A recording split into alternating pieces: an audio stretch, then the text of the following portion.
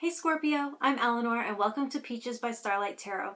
This is your weekly pick a card reading. Your monthly energy is the Two of Pentacles, so it's going to be balancing and juggling quite a lot of things and having things on your plate and having there be like a tension that holds everything in place. And your weekly energy is choice.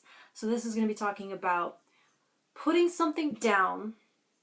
You have a choice. You don't have to keep all this in balance. You can choose to simplify or acknowledge that it is your choice to do everything and that you have to own that choice and level up to meet that challenge, but to get out of victimhood either way.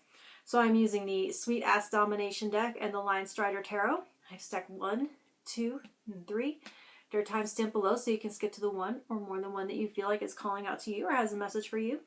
This is a general reading for the collective, so if you would like a private reading that seems like it, if this doesn't seem like it's happening in your life and you want a personal reading, I offer those on my Etsy page, which is linked below. Like, share, and subscribe, all that good stuff, because I do these every week, although I am considering changing it up and doing, instead of a pick a card, maybe like the first half being a bigger reading, like a general, and then a twin flame back half. I'm not exactly sure. I'm just kicking around the idea. So comment and tell me if you like things the way they are, or if you think maybe changing it up would be more helpful to you. So stack 1, you have the 8 of Pentacles reversed, 9 of Pentacles reversed. It says, I have the best fucking life ever. You are alive. If that's not enough to make you raging ecstatic, then what is? You live in a world full of unlimited abundance and opportunity. You have magical senses to interact with your experience, and you decide how you want to view it all. I love that, with choice. Wire your brain to focus on the positives, and you will only experience the positives. Make sexy time with your optimistic side, and you will pop out optimistic babies to surround you for the rest of your life. Okay. So these two both suggest some kind of wasted effort and misplaced energy. The 9 talks about where you may have been giving away too much, putting other people's needs before your own. And the 8 shows where you may have been hoping for some return. So this is where you have overgiven, and this is where you've been hoping for some of that to come back to you.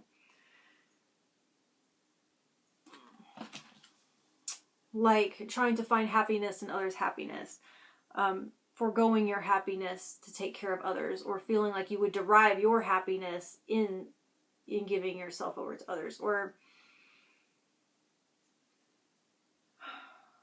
like I've often said that self-care is making sure that no one else is mad at me. As long as everyone else is happy and peaceful and leaving me the hell alone, then I can be happy. Or if I can make everyone else happy, then they'll quit bitching and then I will be happy. And so the good news is you have the power to see that that's backwards and that that's bullshit, and that you can reprioritize, and that you can, the positivity they're talking about is that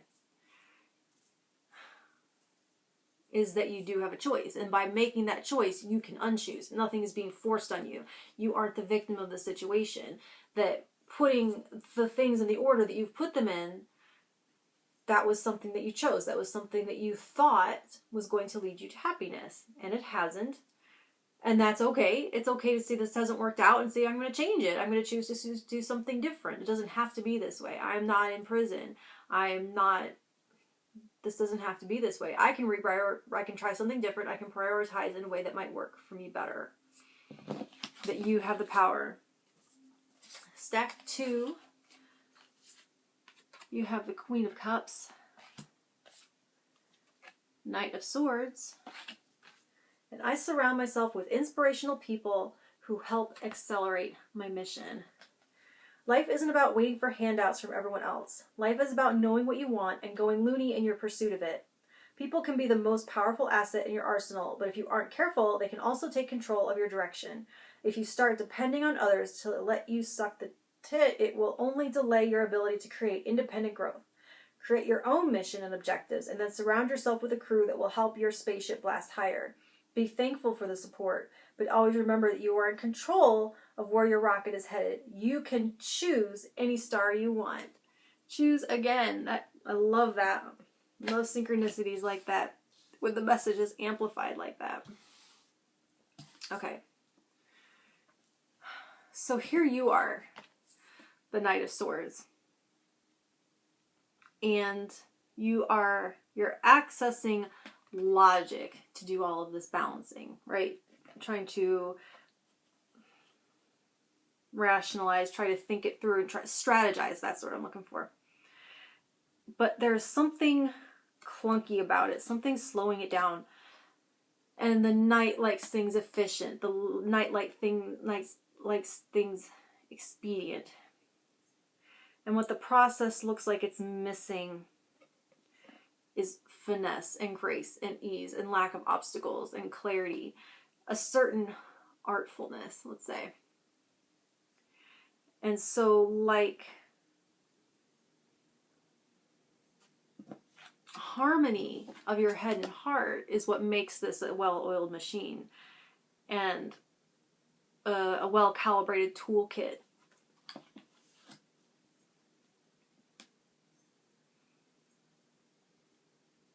Having the head, the Knight and the Queen, the cups and your swords working together, it's like it keeps your gears in proper alignment. So where this may be feeling thwarted or lack of balance, you need to access this Queen to bring into the mix and to introduce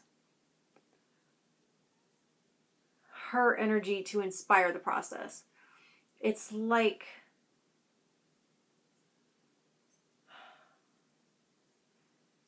the machine has all the parts, but no emotion to animate it, right? So it's like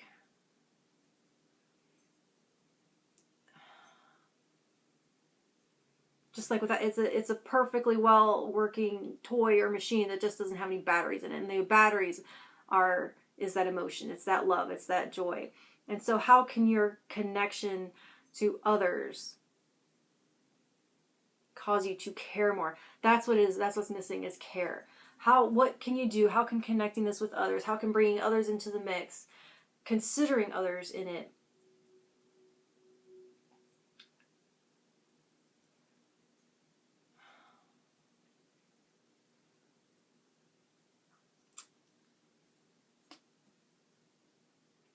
I feel like that's what's going to make you care. That's what's going to ignite this. And choosing to bring others into the mix, that's what's going to make this ability to balance move more expediently and get the gears going. Because there's just something janky, just something clunky, and it's almost like you can manually operate it. You can manually think it through. You can make it work the hard way.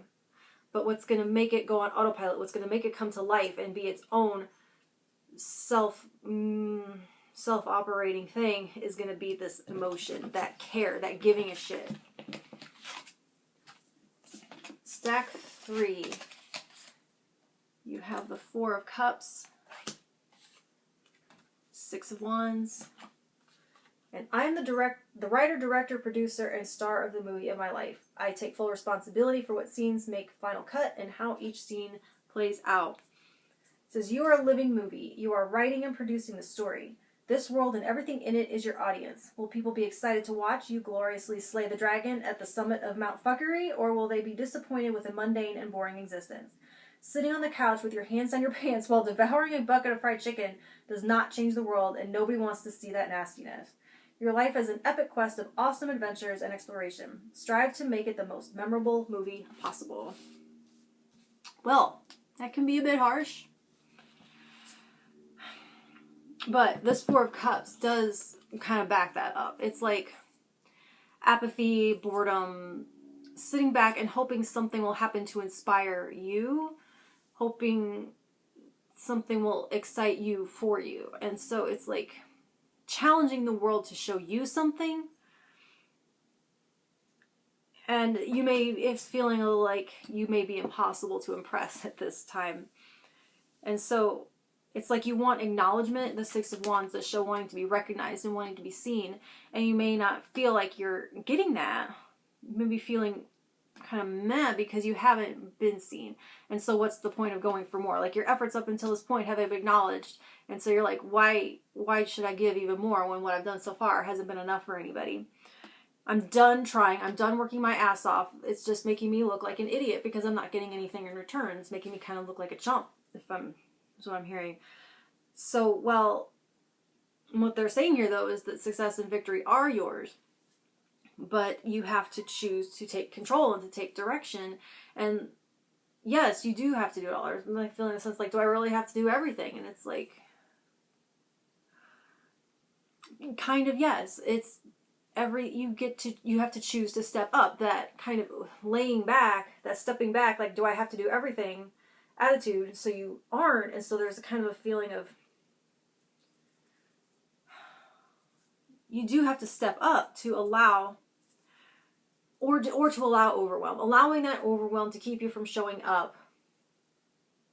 It's like the acceptance that yes, you have to do everything. That gives you control. That gives you the reality of the situation is that you are in control. And so that should power you up. That should want you to make you, allow yourself to rise to the challenge. Allow yourself to be that director, and to not wait for the world to give you permission, or wait for the world to mirror back to you what it is you want. Be what it is that you want. Yes, you have to do everything, but at the same time, that's empowering, because that means you don't have to trust anyone. That means that you have all the control, you have all the authority, you play all the parts, and so you don't get to blame anyone, but you don't have to allow anyone to mess it up for you either. Anyway, that's what I have for you, Scorpio. I'll talk to you in a week. Thank you.